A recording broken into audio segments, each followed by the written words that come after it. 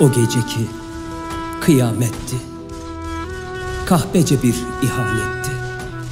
Gelen dost değil, namertti. Dostlarıma selam olsun.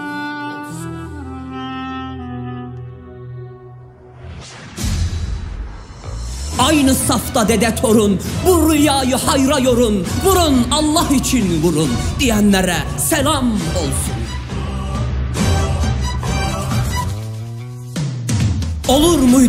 Olur muydu geri durmak, vatanı alçağa sunmak, ellerde hep şanlı bayrak, duranlara selam olsun. Allah için candan geçip, şehadete yemin içip, o gece ölümü seçip, koşanlara selam olsun.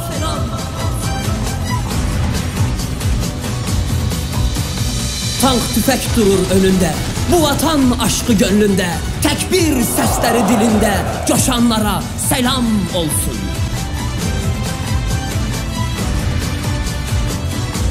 Kordu yürekteki gayret, hainler ettiler hayret, kadın erkek dilde ayet, okuyana selam olsun.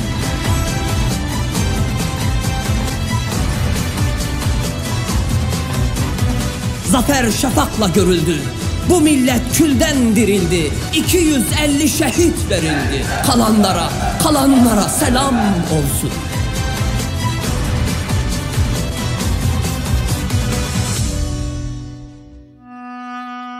Onlar kavuştu Rabbine, nurlar doluştu kabrine, yeryüzünden gökyüzüne,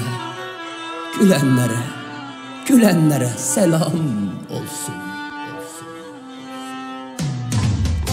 Sanmayın onlar öldüler, hakkın katında diriler, onlar cennetin gülüler, şehitlere selam olsun.